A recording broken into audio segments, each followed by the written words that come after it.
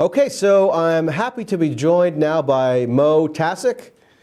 She is the investigations editor at the American Prospect. Followed her for many years. Very good writer, so definitely check her out. And I'm sure she has some penetrating insights on the Kamala Harris juggernaut. So we will now turn to Tkacik. Hello, Mo. How are you? Hi. Thanks so much for having me on to talk about Mamala. I was here. I'm speaking to you now from Fire Island, where no sooner had Joe sent his tweet with his electronic signature, a crowd of gay men were photographed in lime green, Brat green T-shirts with Kamala in the Brat font. And I found that extremely alarming because I'm sure that you've gone through the 2019-2020 primary season, trying to remember what it was exactly that everybody is, getting so excited about. Didn't we already sort of decide that this this politician was sort of an empty suit? And I remembered her big moment in the debate with Biden when she, accused him of being a racist and said that little girl was me, talking about busing and school integration. And quite instantaneously after that moment, the campaign had little T-shirts on its website for sale that said, "That little girl was me." And I was waiting tables at the time. And the next morning, I was working lunch, and a bunch of women who were regulars in my section. I worked at this restaurant called Fiola Mare, very, very popular with Obama. Obama had his 55th birthday there, and held like parties there every few months. And this gaggle of very thin women who never ate carbs, they would basically nibble on tuna tartare for a few hours and drink about 4 bottles of rosé champagne. They were all going crazy over that little girl was me moment. They were literally crying to one another about what a beautiful moment it was. And I've had a lot of moments of alienation in my life, especially waiting tables. And but that was a really profound one that stuck with me. So there's something that feels just very imposed about Kamala right now, the coconut pill, the unburdened by what has been, as you have been discussing in the last segment. And I think that since the debate, a lot of people, insiders I know, guys like my boss David Dayen, and my other boss, Matt Stoller at American Economic Liberties Project. He's not really my boss anymore, but he'd like to be. They were very alongside Bernie and AOC and lots of folks sort of on the populist left, but in the insidery populist left. And I'm not an insider, as you might have gathered. They were very upset, and I could tell they've been very they've gotten bad vibes ever since the debate with the really with what you're calling a coup, and I don't know what to call it. But the fact is that it's been a really weird year, and it's a year that just about a year ago, in September of 2023, is when the anti-Semitism crisis really got touched off. That happened at University of Pennsylvania, my alma mater, after they they refused to cancel the university president refused to cancel a Palestinian literature festival. And there was a donor boycott organized by Mark Rowan, the CEO and co-founder of Apollo Global Management, the massive private equity firm about which I could, talk for hours. And they weren't quite sure, what it was that they wanted. But then October 7th came along, and they decided that they wanted the head of the of the president, and they wanted to turn this into something bigger. And ever since then, I've been trying to figure out. What was going on. There was clearly this. It felt like there was this oligarch clampdown on our speech. There were absolutely insane things happening, like Israel declaring its intention on October 8th to starve a nation, 2.5 million people.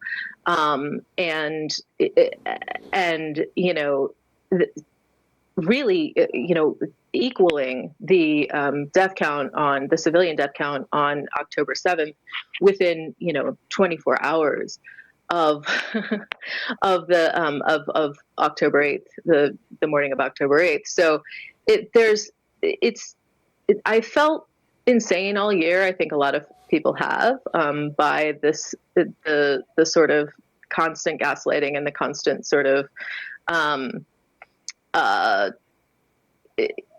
reality, like the constant insistence that reality is something vastly different from what we know it to be, and that the recent past is something, vastly different from what we just experienced. Yeah, so I want Kamala Harris. Yeah. I want to just remark on how lucky you are to have been have such a front row seat to these historic moments in the ascendance of Kamala. First, you saw the low carb wine moms at their lunch, swelling with glee for this moment where Kamala effectively accused Joe Biden of being a racist. Apparently, that was Right. her optimal strategy for getting later named vice president, which is also odd. But Indeed. but one thing that I commented on at the time after that debate, 'cause I actually attended that debate. I believe that was in Miami, and there was huge media adulation for how wonderfully Kamala Harris did in that debate. The Democratic insider class, the strategists, they were all over the moon in how awesome they thought Kamala did in showing herself to have been that benighted little girl in Berkeley, California, who was a victim of Joe Biden having the position that he did on busing in the 1970s. And my point at the time was, before anybody gets ahead of themselves and proclaims that Kamala Harris's debate performance portends any kind of electoral success, why don't we wait a little while and see what the voters have to say? And the voters clearly didn't agree with the insider pundit Democratic consensus on Kamala, right? She flailed. Her campaign imploded. She dropped out before the Iowa caucus. And so clearly there was not a rush on the part of the voters to coronate her in the way that some of the insiders wanted to. Yeah, so right. So I was just saying that this insider consensus that anointed Kamala the savior figure because of her amazing debate performance, allegedly, did not translate into votes, right? And so now it seems like there's a similar thing happening, where because she has this meme energy, we're told, or because she has the support of the Democrats who have facilitated her imposition and ousted Joe Biden. I call it a coup, kind of facetiously. I don't know what to call it either. Maybe a putsch, maybe some kind of removal under duress or something. But we went through all the clips in the intro where Joe Biden was absolutely adamant that he under no circumstances would be leaving the race, because if he were to do so, he would be capitulating to these know-it-all donors and people who get everything wrong and want to afflict the country with these officious kind of impositions of their own myopic will. And lo and behold, that's what we've gotten now, and the end result is Kamala. So I enjoy that you were also witness to this outburst of euphoria on Fire Island with all the gays running around, super excited that they have a new mommy to look up to. So I take it then that you are not coconut pilled. And could you explain why that is, also by reference to the personnel that are swirling around in her orbit that may have some foreboding omens to you? Sure. Can you hear me? I've been trying to fix my audio. Yeah, we can hear you. Or I can at least. Okay, good. So no, I'm not coconut pilled. Although, I was trying to have an open mind. I cracked open Kamala's 2018 memoir just now, and she comes across at the beginning. I didn't get that far into it. The first few chapters, she's sort of an Olivia Benson type, and as a diehard SVU fan, I was getting into it. I was feeling it. I liked Kamala the cop, I have to say. But at least her depiction of herself. But there's something. The thing that I think that I find very alarming about it is the same thing that I found unnerving about her in 2018, which is in 2019, which is they're trying to shove Obama 2.0 down our throats. And I think that there's been a real understanding within the Democratic Party, at least, there was in the Biden administration really reflected this, if it didn't actually explicitly acknowledge it, that Obama was a policy failure. He was, he was a good looking guy and great taste and, a wonderful family. But the policy failures of justice handling of the financial crisis alone, much less, the murders that went through during his administration, much less the foreign policy. I mean, you can go on and on. Labor, the loss of so many Democratic seats in state legislatures and state senates across the country. It was a horrible, horrible time for the base of the Democratic Party, or the traditional base of the Democratic Party, which is the working class, right? And the idea that this Obama nostalgia is a specifically DC thing. It's and it doesn't really.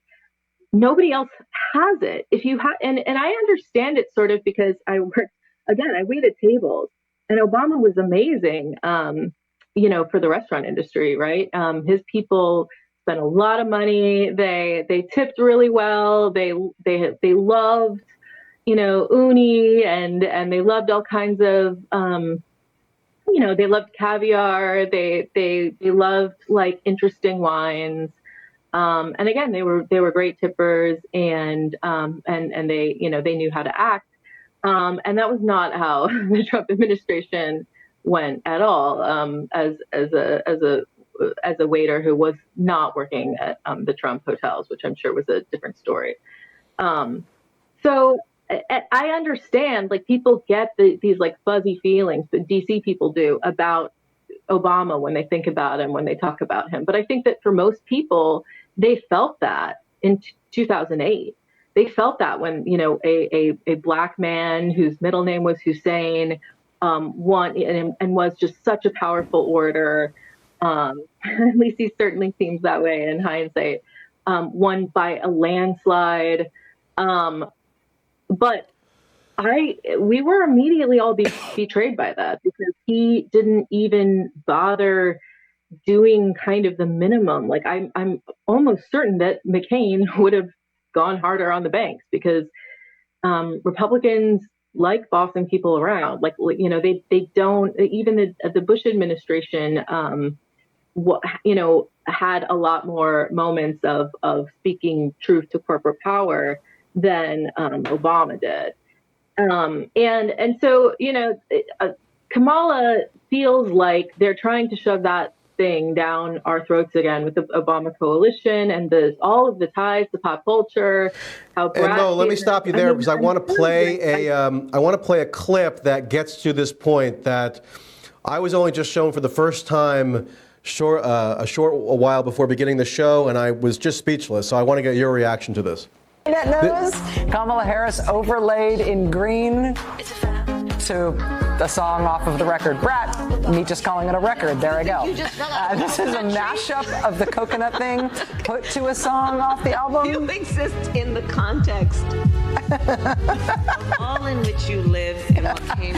The newly minted Harris campaign is fully leaning into their candidate being memed. They changed their campaign Twitter background to look like the Brat album cover. They tweeted out a fresh new Venn diagram, which we know is Vice President Harris's favorite means of data visualization.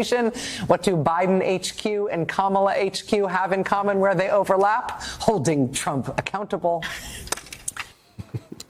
So I guess insofar as they're forcing this down our throats, they're doing it in a memified fashion that's supposed to be super appealing to the kiddos. And we're told this is working. I have no way of verifying whether it's working. I don't think it's particularly borne out in the polling data that's so far emerged, where there's like this surge of youth support for Kamala. But this is apparently the tack that they're going with.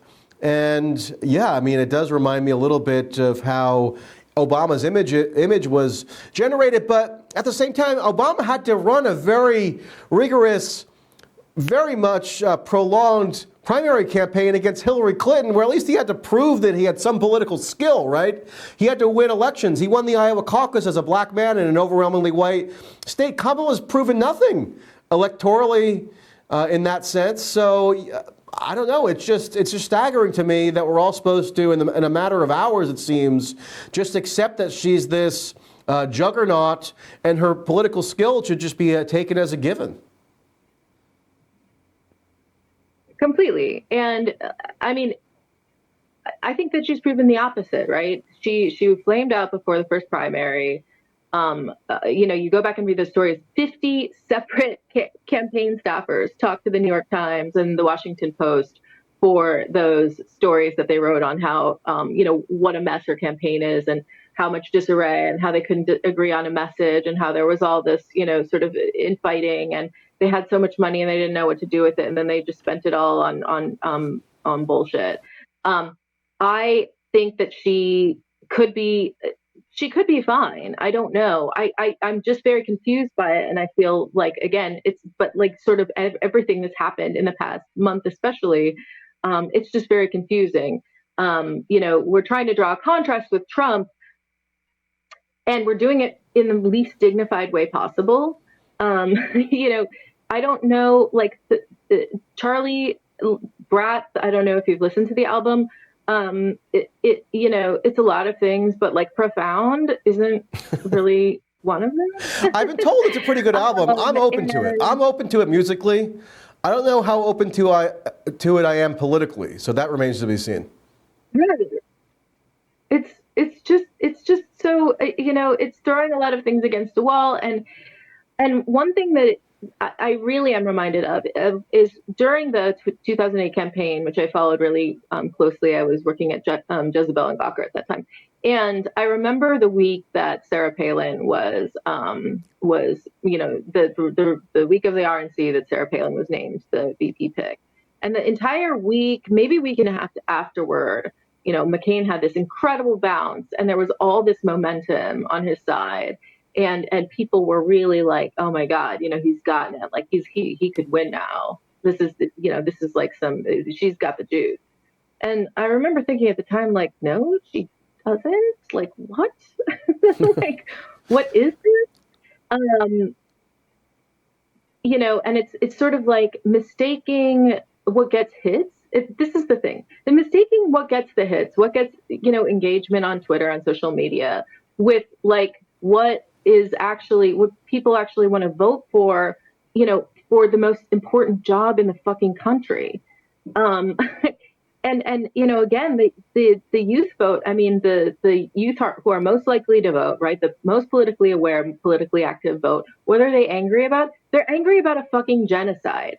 And if she doesn't, Yeah, so Mo, I don't know if you heard this from the intro, but I want to pull up an excerpt from the so-called Case for Kamala. This was an anonymous Google Doc that was circulated among, who knows, some Dem insiders, and it was strategically leaked to all the friendly media outlets.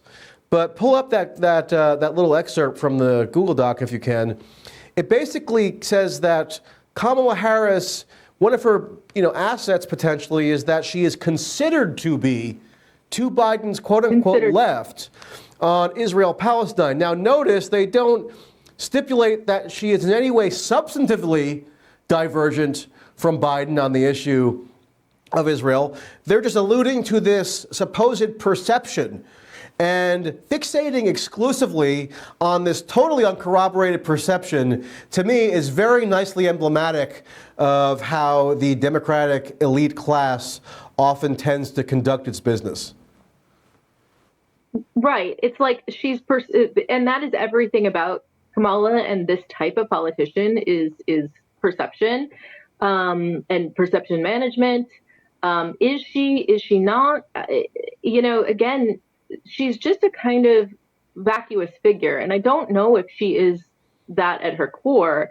That is just the vibe, and that's what her handlers have chosen to lean into for whatever reason. I was listening to that part of the segment, and it's just it's very distressing because the other side of the coin too is right now there's been all these stories about how Kamala is maybe going to fire Lena Khan, or that's what the business community really wants her to do. She has hinted to donors that she views with skepticism Lena Khan's expansive view of antitrust powers. I'm sorry, it's not Lena's expansive views. Louis Brandeis. It's a lot of much older white men's view of antitrust. It might not be Bork's, but that's been very disorienting because I have no way of knowing. No one has any way of knowing what she really thinks, how she really feels. And by the way, we'll wrap up with this. The reason we don't know what she really thinks or feels is because she's been able to just magically bypass any open public primary process. Remember, the Dem insiders were saying, we got to get rid of Biden. This is going to be a disaster. Let's have an open convention. That was Ezra Klein's big idea, right?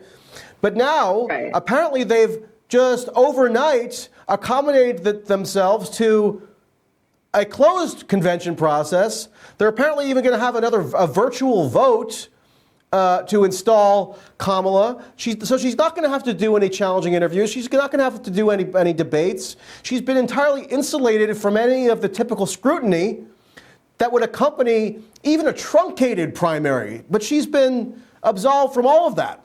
So that to me is the crazy part, and it's especially crazy that this is not even being noted by the media, who would rather fixate on Brat and Charlie XCX is, I'm sure, wonderful, and the memes are great and funny, blah blah blah, coconuts falling from the trees. But how about maybe a little bit of curiosity about how it is that she came to be foisted upon us, with everybody having to speculate about what her feelings are, or what her policy positions are, or I don't know, how she would govern? I mean, has that occurred to anybody? Right, it's total criminology, and the another alarming thing, obviously, that we didn't bring up was Eric Holder. She hired Eric Holder to vet her VP candidates. Does that mean he's also in charge of the whole transition team? Eric Holder is one of the most toxic forces in Washington. He was a defense attorney for Purdue Pharma, who got a sweetheart deal from West Virginia and Kentucky when those states sued Purdue Pharma for addicting large portions of their populace to their supposedly abuse-proof narcotic. Represented Chiquita Banana in Death Squad, I think, and bribery charges there. he has Covington and Burling have Google and Amazon as their clients, and have as antitrust clients, as antitrust defense clients. So he is just like and he's the pioneer of the doctrine, the Obama era doctrine that said you can't really go after big banks or corporate executives because it might cause systemic risk, and we wouldn't want that. So there's a lot of real bad signs, and in the absence of anything else, and like you said, an open primary process, and it calls to mind, right? Like Biden didn't we all know that Jill Biden hated Kamala, and this is likely why they hung on so long. For whatever reason, Joe Biden didn't really like her, gave her some really dog shit jobs to do. Admittedly, I don't know. I don't know if I would have done a better job as borders are than she did. Not that which is to say, it's a pretty thankless job. Or the Democrats certainly don't have any coherent vision as to how they would do that. But we know that there was no love lost between her and Obama. Her and Joe Biden. He was sort of forced to pick her because he made this promise that he would pick a black female, and there I can think of we all would love to see Nina Turner in that spot, but we know who it's going to be. I think it was between her and Susan Rice, and so it seems clear. Okay, she was foisted upon her by the same crew that sort of anointed Joe Biden when Bernie was on the precipice of possibly winning the primary. I still think that was sort of Bernie's fault for not making some sort of alliance with Warren to pool their delegates. But the fact is that he was anointed and she was anointed, and probably as part of that, probably as a condition. And why? What is she? She's kind of the most just AstroTurf presidential candidate we've maybe ever had. Yeah, I agree with that. And unfortunately, Mo, we have to now move on, but we'll continue the conversation hopefully at some point in the future. But AstroTurfed champion, that is definitely Kamala Harris. So thank you, Mo Tkacik, investigations editor, American Prospect. People should check her out. And we'll talk soon. Thanks for watching this clip from System Update, our live show that airs every Monday through Friday at 7 p.m. Eastern exclusively on Rumble. You can catch the full nightly shows live or view the backlog of episodes for free on our Rumble page.